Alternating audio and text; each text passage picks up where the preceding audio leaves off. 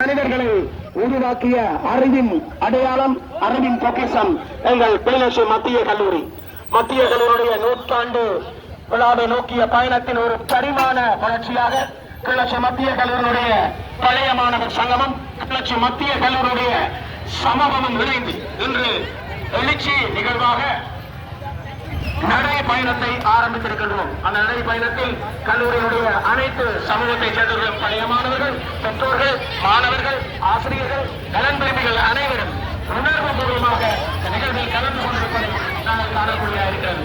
இது அறிவின் அடையாளமாகும், அறிவின் பொக்கிஷமாகும்.